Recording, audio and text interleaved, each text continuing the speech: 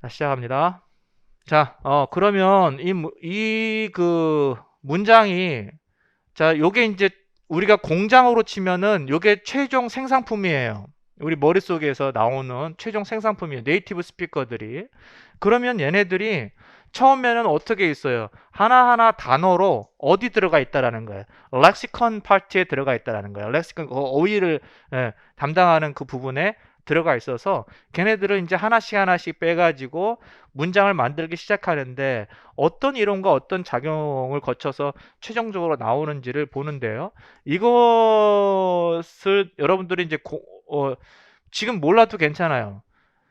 처음 통사론 배우는 시간에 전체적인 이 흐름을 이해한다라는 것은 저도 뭐 기대하지 않으나 그냥 한번 들으세요. 네, 한번 들으시고 몰라도 괜찮으니까 전체적인 그림이 이렇게 되는구나. 그냥 대충 뭐 저렇게 문장이 만들어진다는 얘기구나 라고 이제 보면 됩니다. 자, 우리가 이미지를 공장에 들어간다고 생각하세요. 예, 공장에 견학 간다고 생각하세요. 투어.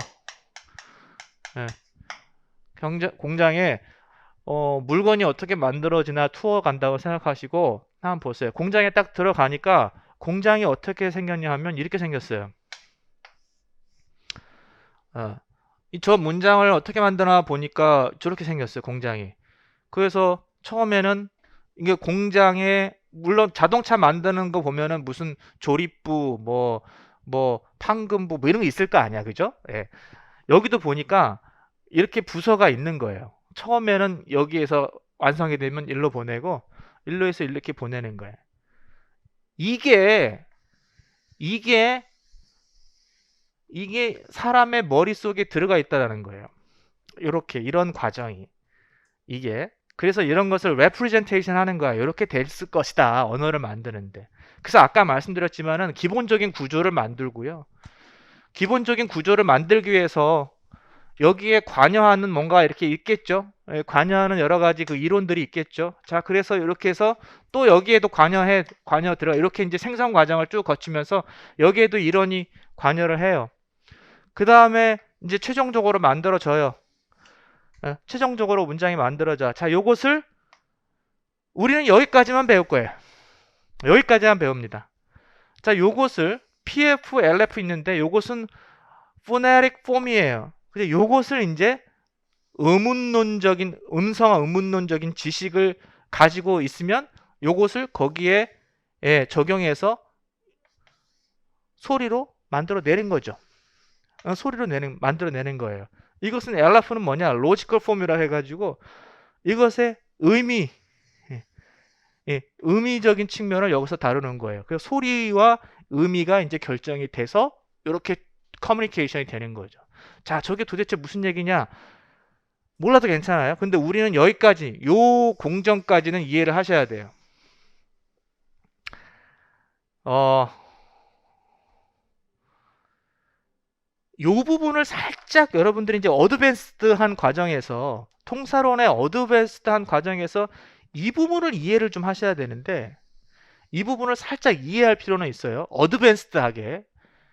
이게 뭐냐면, 이거는 이것을 이제 문장이 만들어지면 그것을 소리로, 이제, 그 소리의 룰을 적용해서 만들어내는 거고, 이건 의미인데, 여기에서 이동이 한번 일어나죠. 어, 여기에서 D 스트럭처에서 S 스트럭처 갈 때 아까 이동이 한번 일어난다고 그랬어요. 근데 여기에서도 이동이 일어나는 경우가 있어요. 이게 뭐냐면은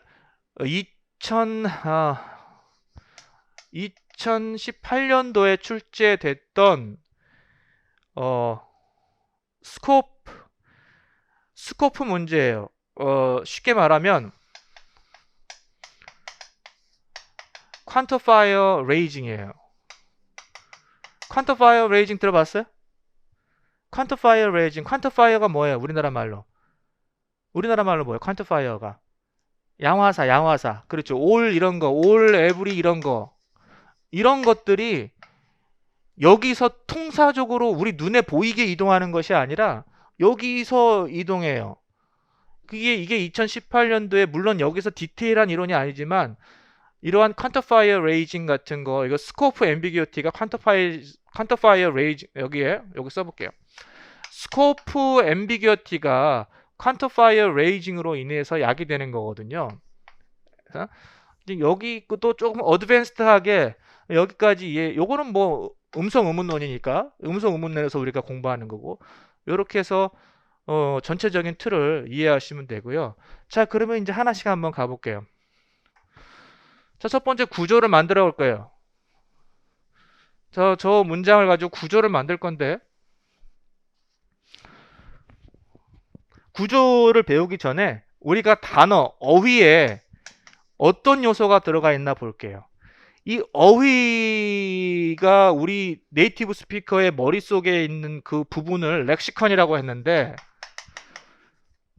어휘부라고 했는데, 이것을 종이로 만들어 놓은 게 딕셔너리예요. 딕셔너리, 사전이에요. 이거는 너무 추상적이니까 이 딕셔너리를 한번 볼게요. 딕셔너리를 한번 보면은 이제 단어를 찾아보면은 북이라는 단어를 한번 찾아보면, 북 말고 기브라는 단어 한번 볼까요?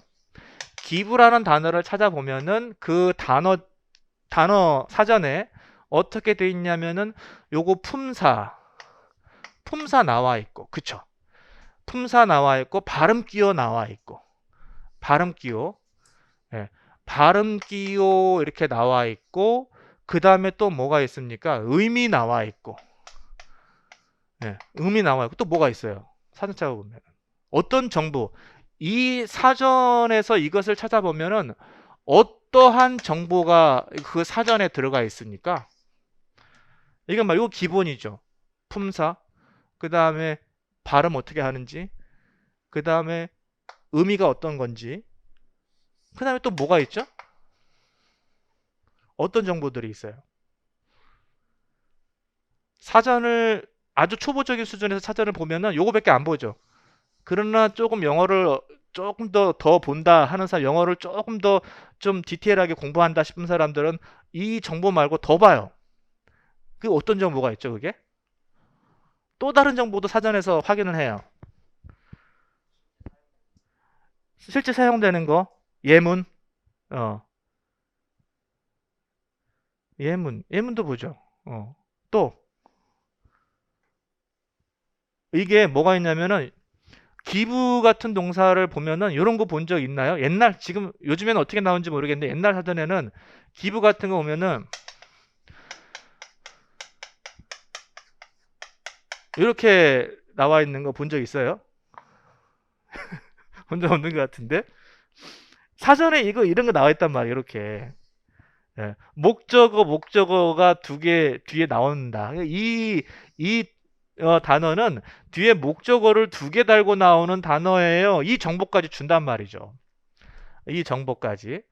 예. 이런 정보까지 줘요. 하여튼 굉장히 다양한 정보를 줘요. 자, 정리해서 한번 얘기를 해보면, 자, 이거 있죠? 이런 것들은 통사적인 정보예요. 통사적인 정보를 주고요. 요거는 의문론적인 정보죠. 예, 음성학적인 정보를 줘요. 소리에 대한 정보도 주고 의미 정보도 주죠. 의미 정보. 그래서 모든 정보를 다 준다고 할 수 있어요. 그런데 이 사전에서 우리 인간의 머릿속에 있는 이 렉시칸 파트를 그대로 다 반영하지는 못해요. 여기 사전에 없는 정보도 있어요. 그게 무슨 정보냐면, 물론 요것도 있지만, 그게 무슨 정보냐면은 어 아규먼트에 대한 정보예요. 논항이라고 하는 거죠. 논항 정보. 논항 정보가 사전에 그렇게 아주 그냥 좋은 사전이 아니면 논항 정보 없고, 그 다음에 세타롤과 관련된 거, 의미역과 관련된 거, 이런 정보도 없어요. 이런 정보도 없고, 그 다음에 선택지압과 관련된 거, selection restriction. 여기 이죠. 스펠링이 갑자기 헷갈리네. I, E, 이제 갑자기 헷갈려. selection restriction. 요거는 선택 제약. 선택 제약과 관련된 정보. 자, 이게 좀 몰라도 괜찮아요. 이러한 정보들이 다 어디에 들어 있어요? 단어라는 요에 다 들어가 있어요. 물론 이런 정보, 기본적인 정보도 단어에 다 들어가 있고. 자, 여기서 말하려고 하는 게 뭐냐면 단어 안에는 특히 동사, 특히 수러라는 개념 괜찮아요? 수러는 동사가 대표적이지만은 명사도 수러가 될 수 있고 형용사도 수러가 될 수 있고 부사가 수러도 될 수 있어요. 다 수러는 주부 술부할 때 그 술부의 핵심이 되는 그 단어. 특히 수러는 여기에 굉장히 많은 정보가 들어가 있어요. 이 정보를 이제 우리 통사론 공부할 때 정확하게 알아야 돼요. 이 정보를. 이러한 정보를 이제 통사론에서 더 디테일하게, 야, 단어 안에는 단순히 사전에 있는 이러한 정보뿐만 아니라 이러한 정보까지 단어 안에 들어가 있으니까 더 디테일하게 우리가 공부를 해야 돼요. 자, 여기서 요거 보고 구조로 넘어가겠습니다. 논한 구조부터 한번 볼게요. 아규먼트부터. 아규먼트 구조부터 보면 논항. 수러가 있어요. 킬이라는 수러가 있어요. 동사 수러가 있는데 이 수러는 두 개의 논항을 필요로 해요. 두 개의 논항을 필요로 해요. 자, 이 논항이라는 개념은 나중에 우리가 공부를 더 디테일하게 할 텐데 지금 간략하게 말씀을 드리면 킬이라는 수러가 완전한 문장을 완성하기 위해서는 두 개의 요소가 필요하다라는 거예요. 이 수로로 완전한 문장을 만들려면 하나가 뭐예요? 죽이는 자. 그쵸?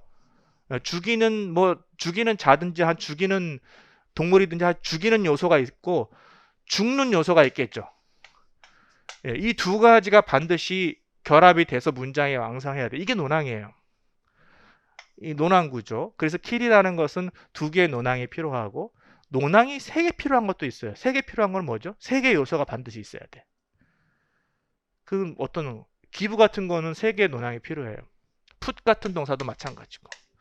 주어 있고 목적어 있고 pp까지 뒤에 나와야 되니까 반드시 있어야 돼요. 이게 논항 정보고 그 다음에 이 논항에다가 여기서 이제 이런 걸 표시할게요. 여기에 MP가 이렇게 이제 나오겠죠. 명사구로서의 논항이 두 개가 필요하고 그걸 누가 필요로 해? 얘가. 그래서 반드시 나와줘야 돼.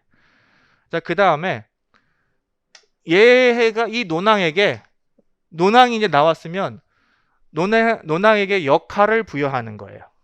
너는 무슨 역할? 죽이는 역할 해, 너는. 죽이는 역할, 죽이는 자의 역할을 해. 여기는 죽는 자의 역할을 하는 거예요. 자, 그래서 이것을 조금 더 테크니컬하게 요건 에이전트 롤, 요것은 theme, 이렇게 이제 이야기를 하는 건데 이러한 용어가 중요한 게 아니라 역할을 부여해 준다. 롤을 부여해 준다.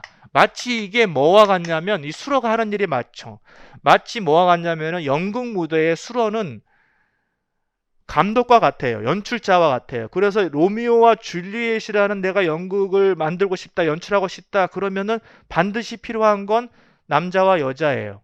그쵸? 그게 논항이에요. 남자와 여자를 갖다 놓고 이제 의미역을 할당해 주는 거죠. 야, 너는 남자한테는 너는 로미오 역할, 너는 줄리엣 역할. 이게 이렇게 할당해 주는 거예요.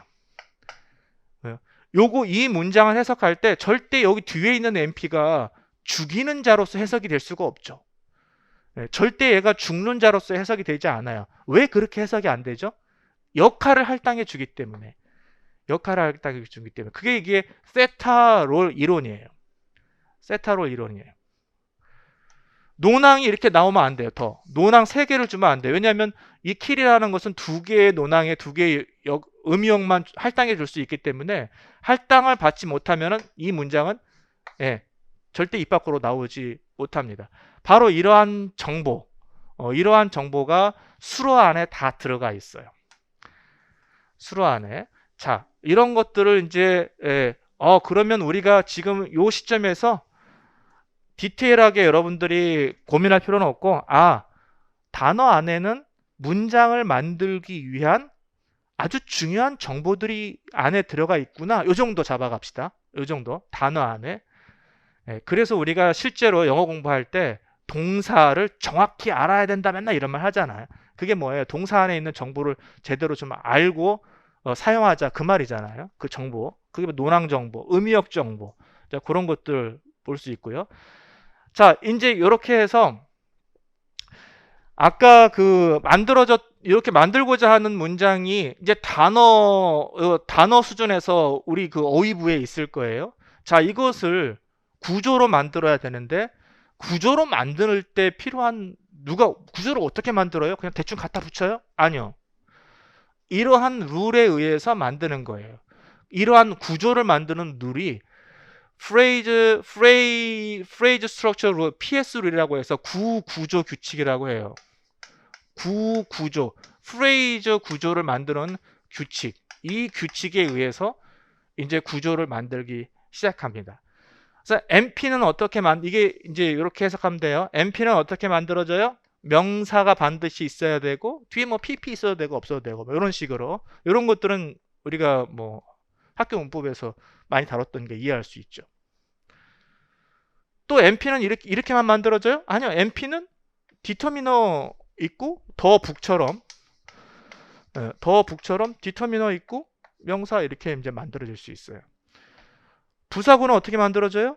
형용사 앞에 있고, 형용사 있어도 되고 없어도 되고, 부사 방이 있어야 되고. 동사구는 어떻게 만들어져요? 동사는 당연히 있어야 되고 뒤에 어떤 것들이 나오냐에 따라 좀 다를 수 있고요. 그죠? 자, 그러면은 요거는 이해됐죠? 요거는 여기서 나중에 공부하겠지만 요거는 센텐스라고 이해하시면 돼요. TP는 센텐스고, CP는 절 앞에 대절 이렇게 이제 하는 거 있잖아요. 대절 할 때 이것까지 포함한 그러한 구조라고 보시면 돼요. 자, 나중에 여기선 디테일하게 할 필요가 없고, 그래서 이렇게 이제 구조를 만드는 규칙이 있어요. 그것이 구구조 규칙에 의해서 구조를 만들게 되죠. 자, 이것을 좀 더 입체화시키면은, 자, 이렇게 이제 만들어지게 돼요. 이런 구조로 만들어지게 되고, 이게 명사구다. 그럼 여기에 명사, 그 다음에 뒤에 이렇게 수식하는 요소들이 오고, 뒤에 디터미너 이렇게 오고, 앞에 디터미너 이렇게 와가지고 명사구를 만드는 거예요. 이러한 구조, 프레임이죠. 프레임이에요. 이러한 프레임의 이론이 엑스바 이론이에요. 엑스바 이론. 자, 그러면은 구조를 하나씩 만들어 가게 되는데, 아까 어디를 볼까요? 이렇게 해서 이제 구조를 하나씩 한번 만들어 보겠습니다. 이러한 틀에 껴 맞춰서, 그죠? 이러한 틀에 맞춰서 구조를 한번 만들어 보면은, 자, 요것이 이제 X바 프레임의 모든 구조는 이와 같은 구조로 돼 있어요. 이 X가 이제 변항이 되는 거죠. 여기에 명사가 들어가면은 이렇게 해서 MP가 되는 거고, 여기 형용사가 들어가면 이러이러한 것들이 붙어가지고 형용사구가 되는 거고. 자, 요렇게 해서 이러한 구조가 만들어져요. 컴플리먼트 에정트는 나중에 한번 볼게요. 에정트 이제 빠졌네요. 에정트 나중에 한번 보도록 하겠습니다. 자, 그래서 그 구구조 규칙에 의해서 이런 것들을 이렇게 해서 이제 구조를 만들어 볼게요. MP themselves 만들었죠. 뒤에 아무것도 지금 수식이 없죠. MP. 그 다음에 which detective도 지금 이것도 하나의 명사구가 되는 거고요. 그 다음에 most는 수식하는 부분이 없기 때문에 이것은 부사구, 단독으로 부사구가 되는, 부사이면서 부사구가 되는 거죠. 그 다음에 BP가 두 개가 있어요. BP는 동사에다가 명사에다가 부사로 해가지고 BP를 만들어 내는 거죠. 이러한 덩어리를 만들어내고 또 더 큰 BP가 있어요. expect to admire themselves most. 이렇게 더 큰 BP를 만들어 내게 되는 거고 여기에 디텍티브를 집어넣어야 되는데 하여튼 대략적으로 보세요.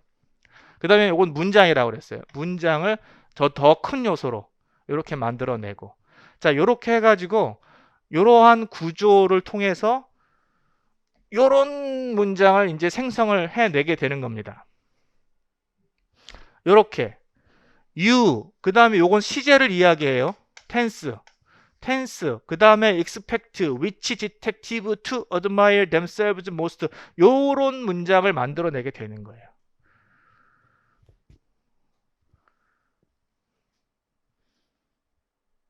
자 요거를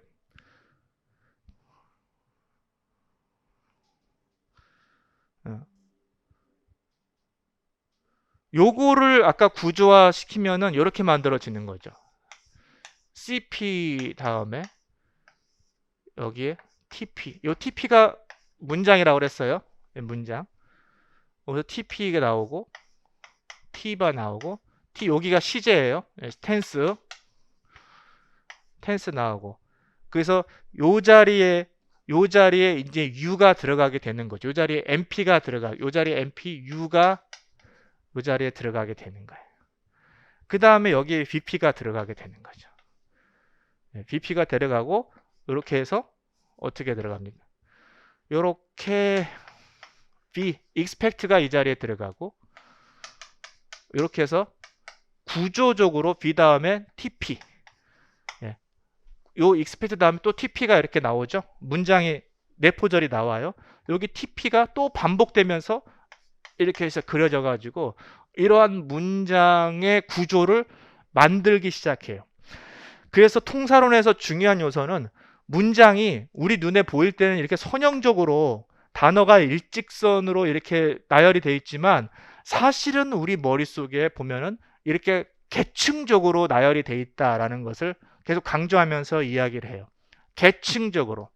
이렇게 계층적으로 문장이 돼 있어야 눈으로 볼 때는 이거지만 계층적으로 문장이 돼 있어야 이것이 문장이 문법적으로 만들어지는 그러한 모든 과정을 설명해 낼 수가 있기 때문에 그래요.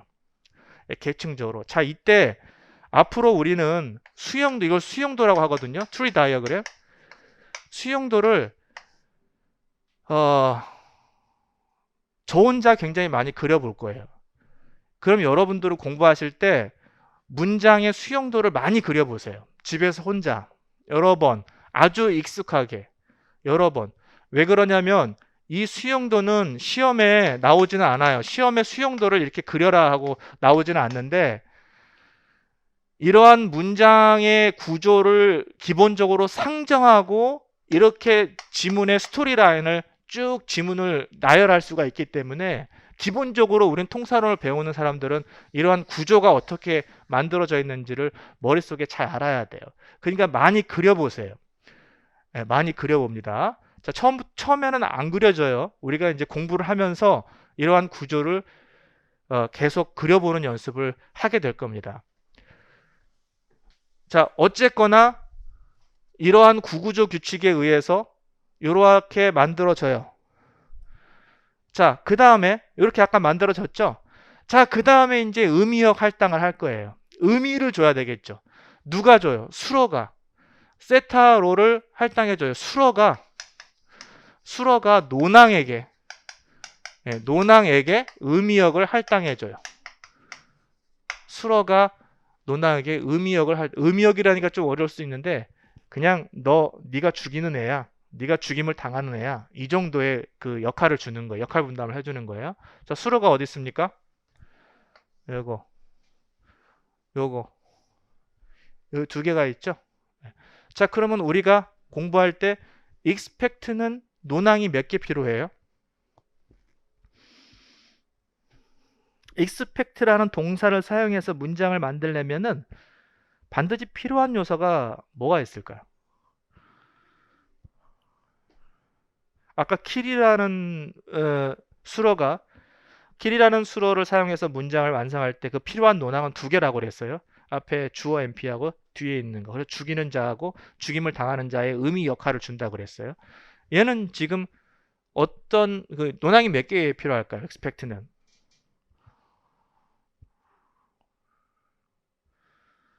뭘 이렇게 고민해요? expect는 기대하다. 누가 무엇을 기대하다잖아요. 누가 무엇을 기대하다. 그럼 논항이 몇 개 필요해요? 두 개 필요하는 거예요. 두 개의 논항. 그래서 우리는 이것을 이항수로라고 불러요. 항이 두 개 필요한 이항수로라고 이제 부르게 될 겁니다. 용어가 겁나 복잡하죠. 복잡할 수도 있는데 이런 용어를 이제 익숙하게 계속 받아들일 수 있도록 이제 공부가 돼야 되겠죠. 그리고 이항수로예요. 그 다음에 얘는 admire. 그리고 몇 개 필요해요, 논항이. 이것도 두 개야. 누가 누구를 뭐 존경하다 뭐 그거 아니에요? 누가 누구를 존경하다. 두 개예요. 자, 얘는 이제 두 개 필요해. 자, 그러면은 논항을 한번 점검해 볼게요. 의미역을 제대로 할당해야 이 문장 구조가 지금 제대로 된지 알 거 아니에요. 요거는 시제고. 자, 그러면 요게 첫 번째 논항. U가 expect의 논항이고, 그 다음에 expect 다음에 두 번째 논항은 여기서부터 여기까지예요. 요 most가 뒤에가 있는데, most 여기를 빼고, 여기까지. 앞에 있는 논항은 NP고요. 뒤에 있는 논항은 절이 왔어요.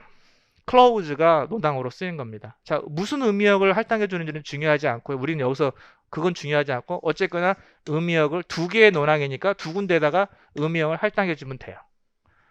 그러면 expect의 할 일은 끝났죠? 네, 끝났어요. 지금 우리 공장을 보는 거예요. 자, expect가 할 일 다 했나? 이렇게 보는 거예요. expect, 저 할당해 줬어요. 그럼 오케이 하고 이제 지나가는 겁니다. 자, admire는 어떻게 돼요? admire는 논항이 어디 있어요?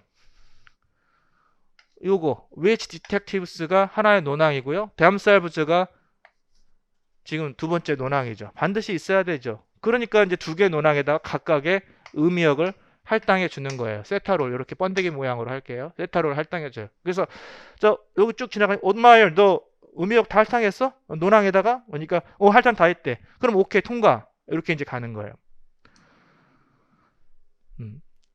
자, 이때 사용하는 우리가 앞으로 이제 열심히 공부해야 될 그 이때 사용하는 이론이 세타로, 그다음에 세타 크라이테리언 이런 것들. 이러한 이론들을 이 과정에서 공부를 하게 될 거예요. 이러한 생산 과정에서. 자, 그다음에 이제 그다음 단계로 넘어가 볼게요.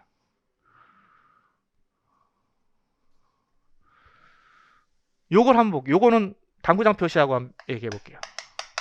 당구장 표시하고 별도로. 아까 이제 그 문장이 아니라. 요것도 그러면 의미역 한번 할당해 줄까요? 의미역 한번 할당해. 수로가 어떤 거예요? 수로. 수로 한번 찾아보세요. 수로. 수로를 찾아야 그 수로가 논항을 몇 개 필요하는가 그것을 판단할 거 아니에요. 수로가 도대체 뭐예요? 어? 어디? glad? 오케이. 요렇게 이거라고 해도 괜찮고 요거라도 해도 괜찮아요. 좋습니다. 또 있어요? 형용사예요. 그죠? glad 형용사예요. 형용사가 수로가 될 수 있어요. 이게 수로 아니에요. 워즈가 이렇게 하면 안 돼요. 요거 그냥 단순 연결사. 그 다음에 또 수로 있나요? abandon 그렇죠. 이게 수로예요. 자, 그럼 수로 찾았으니까 수로가 갖는 그 단어의 유전자를 한번 단어의 정보 수로를 한번 까보는 거예요. 너 그 안에 무슨 정보가 있니? 이렇게 이제 보는 겁니다. 자, 글라이드는 그러면 몇 항 수로예요?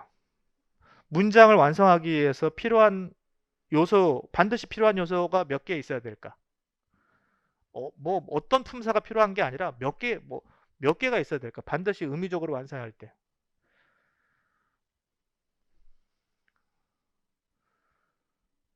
의미를 한번 보세요.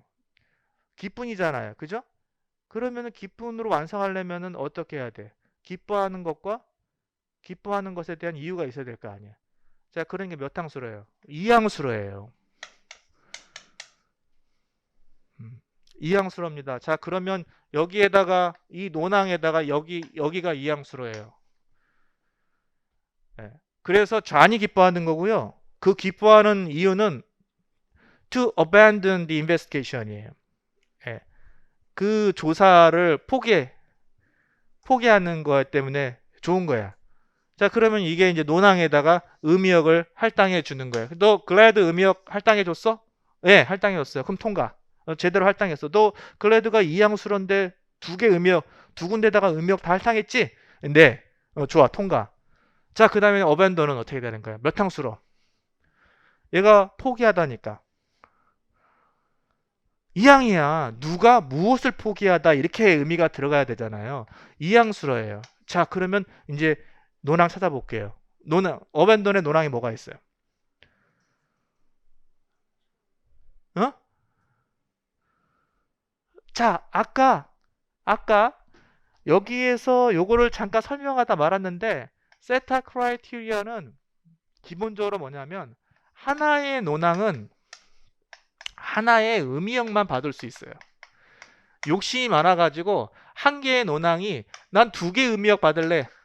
그러니까 혼자서 1인 다역 하겠다는 얘기예요. 무대에서 나 1인 다역 할래. 내가 로미오도 하고 주빌리어도 할래. 이런 거 없어요.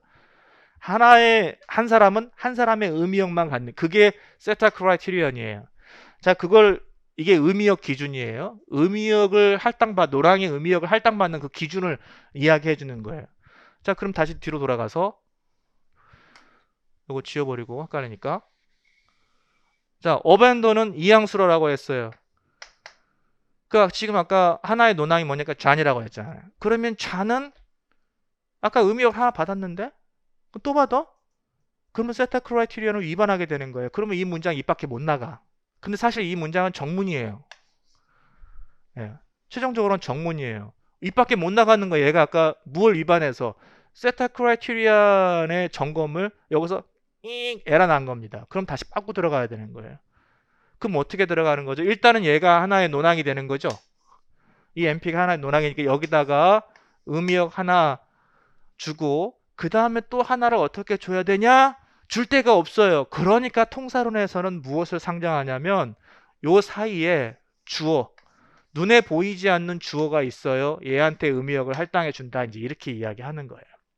그러니까 이러한 의미역 관련해서 통제이론만 별도로 공부하는 게 아니라 다 처음부터 의미역 관련해서 그렇게 다 연결이 돼 있는 거죠. 프로에다가 의미역을 할당해 주면은 세타 크라이테리언 아까 하나의 논항에 하나의 의미역만 할당해 줄 수 있다라는 그러한 원리를 다 충족시키고 이제 또 컨베이어 벨트에 쫙 계속 나가게 되는 거죠. 자, 요건 당구장이니까 넘어가고요. 자, 이제 그 다음에 이제 이렇게 만들어졌어. 자, 이제 의미역도 다 이제 했어요. 자, 무슨 말인지 몰라도 그 문장이 저렇게 만들어지는 것보다 굉장히 복잡하게 만들어지는 것보다 하지만 우리의 머릿속에서는 이게 거의 동시에 일어난다는 거예요. 문장을 만들 때. 이거 대단한 거죠. 자, 언어포. 자, 이제 문장이 딱 나가요. 자, 그럼 문장의 언어포. 이 언어포는 우리나라 말로 대용어라고 해요. 대용어. 그 대용어 중에서 대표적인 게 제기대명사죠. 제기사, reflexive. 대용어 있어요? 네, 있어요. 이렇게 들어가는 거죠. 대용어 있어? 예, 있어요. 그러면은 이게 댐셀브즈의 해석과 관련해서 그 해석 원리를 준수해야 되는데 이렇게 들어가는 거예요. 이게 왜 해석 원리에서 준수돼야 되냐면은 댐셀브가 도대체 누구죠? 요것만 보면은 댐셀브즈가 누굽니까? 라고 하면은 어떻게 말할 수 있어요? 해석을 할 수가 없죠. 댐셀브즈가 누군지 알 수가 없어요. 반드시 댐셀브즈를 지시하는 대상이 있어야 돼요. 예. 그것이 결속 이론이에요. 바인딩 이론. 이것을 해석하는 거예요. 그러면 얘를 지시하는 게 이거잖아요. 그쵸? 요건데 그럼 요게 앞에 있으면 되는 거예요? 아니요. 요 어느 영역 안에서 특정 영역 안에서 나중에 이 특정 영역이라는 게 굉장히 중요한 건데 특정 영역 안에서 요 댐셀브즈와 가까이 있어야 돼요. 그 위치가. 그 보니까 특정 영역이라는 것은 대표적으로 클로즈예요. 그럼 여기서 하나의 클로즈니까 여기 안에서 선행사 지시하는 게 있네. 그러면 결속 이론도 통과. 이렇게 들어가는 거예요. 굉장히 많이 뭔가 점검을 굉장히 많이 받고 있죠.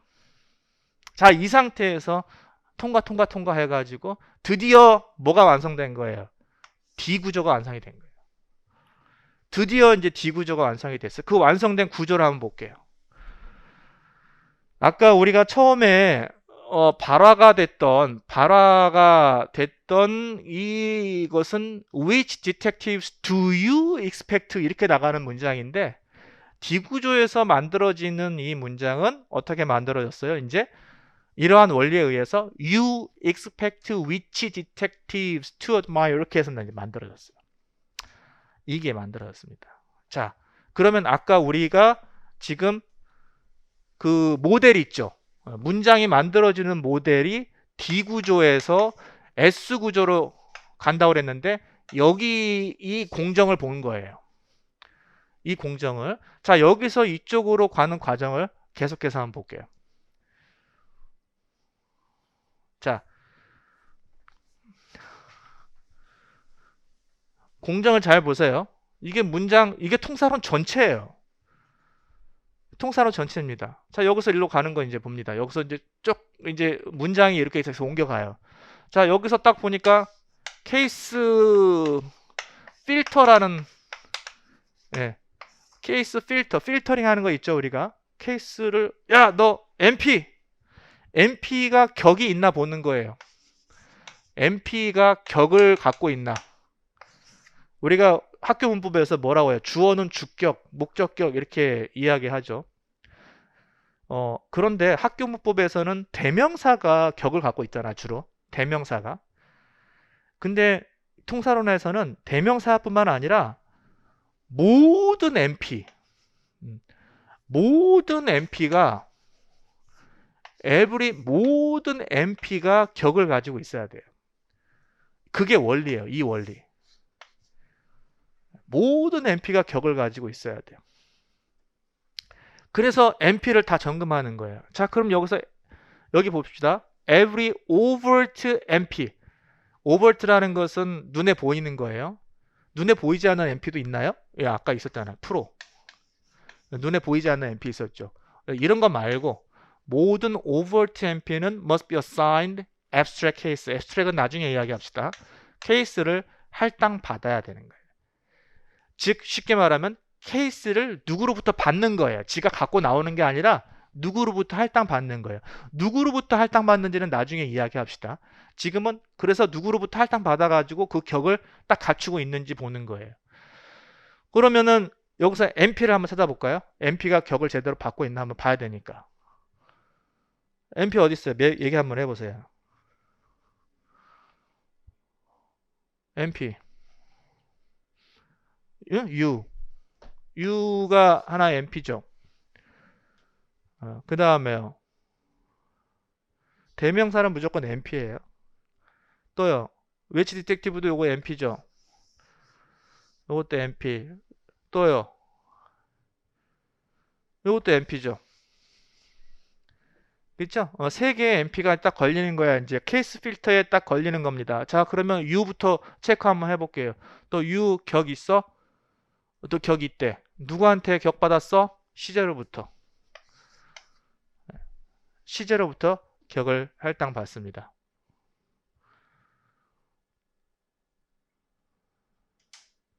자, 그 다음에 이때 격 얘기가 우리가 학교 문법에서 다루는 그런 주격, 목적격 그런 거예요.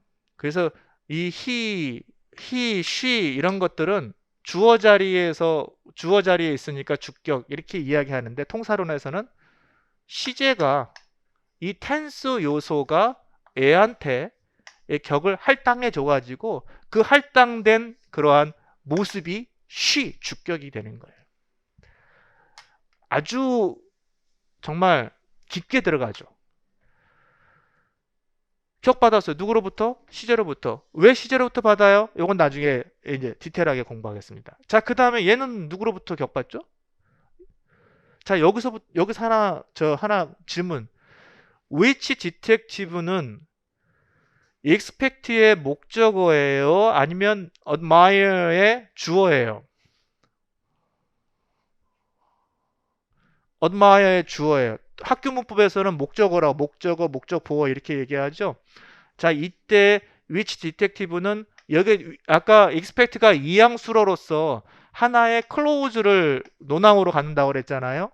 자, 그러면 여기 이게 clause가 되는 거니까 which detective가 주어가 되는 거예요. 그럼 이 주어는 누구로부터 격을 할당받을까? 답변을 정확하게 안 하셔도 돼요. 누구로부터 격을 할당받을까? 아까 시제로부터 격을 주어는 시제로부터 격을 할당받는다 그랬는데 이거는 시제가 없어요. 얘는 to는 우리가 학교 문법에서 to 부정사라고 그러죠. to 부정사. to 부정사를 영어로 하면은 to infinitive예요. infinitive가 우리나라 말로 하면은 in이 들어가 있으니까 비정형절이에요. 비정형. 비정형. 그쵸? 말 자체가 어려워요. 비정형이라는 게 뭐예요? 정형은 뭐예요? 정형은 시제가 있는 경우고요. 비정형이라는 것은 시제가 없다는 얘기예요. 시제가 있어야 그 내용이 시간의 흐름 속에 딱 정해지는 건데 시제가 없다라는 것이 비정형이에요. 얘는 시제가 없어요. 쉽게 말하면 t가 없어요. 아까 주어가 누구로부터 격을 할당받는다고 그랬죠? 시제로부터. 그러니까 얘로부터는 할당받을 수가 없어요. 그러니까 야, 케이스 필터가 부르는 거예요. 감독이. 야, 너 위치 디텍티브 너 시제 없는데? 격 받아야 돼. 너 격 있어야 돼. 라고 얘기하는 거예요. 그러니까 위치 디텍티브가 뭐라고 하냐면 최종적으로 나 격 받았어요. 누구로부터? 여기로부터. 이렇게 들어가. expect로부터 격 받아요. 왜 내포절에 주어인데 expect로부터 어떻게 격을 받느냐? 이거는 이제 우리가 ECM에서 배울 거예요. exceptional case marking. exceptional case marking. 예외적인 격 표시. 예외적으로 동사가 내포절 주어 자리에 격을 할당해 주는 거예요. 이런 동사들은 몇 개 있어요. 이걸 이제 나중에 디테일하게 공부하게 될 거예요. 여기서부터 케이스를 받아요. expect부터 expect로부터 어떻게 케이스를 받아? expect가 ECM 버브잖아요. 그렇구나. 그러면 케이스 받네. 오케이. 그래서 케이스 필터로 넘어가는 거예요. 자, 그럼 케이스 필터까지 다 이렇게 넘어갔어요. 요것을 준수했어요. 케이스 필터링이 다 된 겁니다. 자, 그러면 이제 여기까지 이제 모든 공정에서 잘 왔어요. 자, 그 다음에 무브먼트 볼 거예요. 자, 이동이 돼야 돼요. 이동은 아까 세 가지가 있다고 그랬어요. 헤드 무브먼트, MP 무브먼트, 그 다음에 WH 무브먼트 세 가지가 있는데 헤드 무브먼트라는 것은 무엇을 얘기하냐면은 동사에서 시제 자리로 넘어가는 거. 나중에 더 디테일하게 배울 겁니다. 그 다음에 시제에서 C 자리로 넘어가는 거. 이렇게 들어가는데 저희 뭔 말인가 생각이 요 C 자리라는 것은 우리가 대절 할 때 그 대시 있는 자리예요. 그 자리라고 보면 돼. 대시 있는 대자리. 자, 그러면은 요 대자리라는 것은 그러면 클로즈 바로 앞자리를 얘기하는 거겠죠. 자, 이렇게 해서 들어가는 건데 그러면 이제 여기서 어떻게 들어가야 돼? 여기서 헤드를 이동시킬 거예요. 어떻게? 이게 의문문이기 때문에 의문문을 우리가 만들려고 그랬잖아요. 의문문은 요 시제를 이렇게 앞으로 C 자리로 T 자리에서 C 자리로 옮겨야 돼요. T 자리에서 C 자리로 옮겨야 돼요.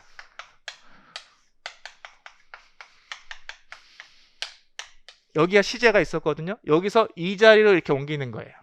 의문문 만들 때. 자, 그러면은 우리가 have, been 이렇게 했을 때 이 have를 옮기면 되는데 여기서는 아까 이 요게 없었어요. 그냥 you expect 이 D 구조였었죠. D 구조에 you expect which detective로 이제 시작했는데 그러면 시제를 옮기려고 했더니 시제에 아무것도 어떤 요소가 눈에 보이는 요소가 없어요. 그러니까 어떻게 해야 돼 영어에서는 do를 삽입해서 이제 앞으로 이동시킵니다. 여기 did가 아니라 do예요. do를 삽입해 가지고 이쪽으로 옮겨서 do you 이렇게 들어가게 되는 거죠. 시제를 옮겨야 되는데 시제가 시제 자리만 있고 아무것도 없어요. 그러니까 do를 삽입하는 거죠. 네, 그래서 이것을 이렇게 옮겨서 do가 이 자리로 가는 게 그게 do you expect 이제 이러한 구조가 나오게 되는 거죠.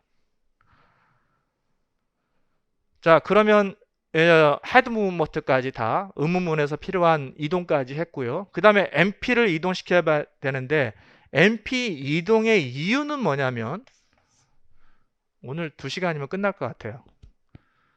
4시에 끝날 수 있을 것 같아요. 이유가 뭐냐면 MP 이동은 주로 격 할당이 안 된 MP 있죠? 격을 갖지 않는 MP들이 야, 너 격 없잖아. 아까 케이스 필터에 의해서. 야, 너 거기 MP 격 없잖아. 그래요? 그럼 나 절로 이동해 갈게. 딴 데로 이동해 가서 격 받을게요. 그게 MP 이동이거든요. 격을 받지 못하는 애들이 다른 데 가서 격 받으려고 하는 것이 그게 MP 이동이에요. 근데 여기서는 아까 격을 다 받았죠. 그러니까 MP 이동을 할 필요가 있어요, 없어요? 없어요. MP 이동을 할 필요가 없어. 자, 그러니까 MP 이동은 여기서 존재하지 않아요. 자, 그 다음에 WH 무브먼트는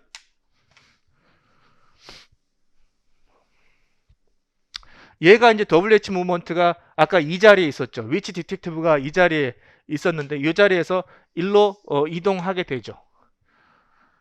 영어에서는 이동하게 돼요. 자, 이렇게 이동하는데 이 자리는 어느 자리예요?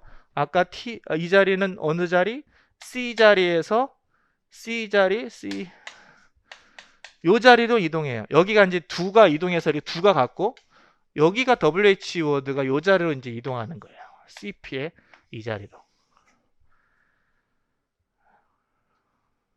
여기서 그래서 이렇게 쭉 이동하게 되는데 이때 이동할 수 있는 제약을 다 준수를 해야 돼요. 아무렇게나 이동해 가는 게 아니야. 아무 데서나 아무렇게나 나와서 이동하는 게 아니에요.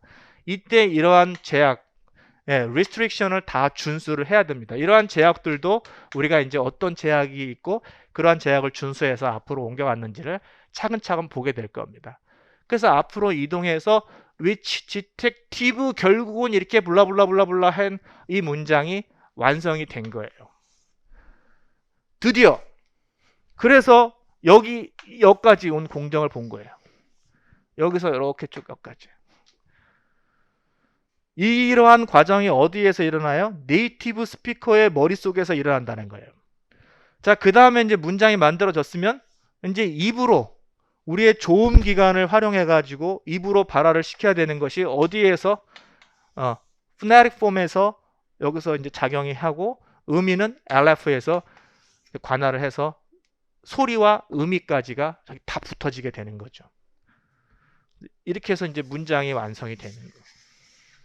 이게 통사론이에요. 이게 통사론에서 계속 이 책에서 이야기하는 거예요. 이 이야기를 여기서 이렇게 깨알 같은 부분에 다 이야기하고 있어요. 그래서 전체적인 그림을 문장을 만들어가는 그 부분을 하나하나 논리적으로 원리 설명해가면서 이렇게 지금 써놓은 거예요. 이런 부분들을 전체적인 그림을 가지고 이해하면 굉장히 재밌게 읽을 수 있습니다. 굉장히 재밌게 읽었어요. 저 옛날에 대학원 다닐 때 이 전체적인 내용이 머릿속에 딱 조각이 맞춰지면서 희열이 막 오는 거야. 막 흥분이 되는 거야. 그래서 그날 밤 잠을 못 잤어요. 그날 밤 이게 아니 어떻게 이렇게 조각이 다 맞춰지지? 잠을 못 잤어요. 근데 그 다음에는 그냥 이해한 것 뿐인데 혼자서 흥분한 거지. 근데 그 다음에는 별일이 없었는데 하여튼 이런 내용입니다. 이런 것들을 좀 이해하고 있으면은 통사론을 얼마든지 응용할 수 있고요. 그 다음에 개별적인 내용들을 좀 더 잘 흡수할 수 있어요, 공부할 때. 자, 이 내용은 지금 오늘까지 지금 요 시간에 한 내용은 제가 아마 유튜브에 학원 홈피 유튜브를 통해서 이 업로드가 될 거예요. 예, 무료로도 업로드가 될 텐데 이 부분을 나중에 공부 다 끝나고 나서 한 번 더 보세요. 요 지금 한 강의를 한 번 다, 이 책이 아니라 우리가 통사론을 다 공부하고 나서 한 번 더 보시고 그냥 여러 번 시간 날 때마다 지금 얼마 안 되니까 한 시간 한 반 정도 했나요? 그거 안 되니까 그거를 한번 계속해서 그냥 계속해서 보세요.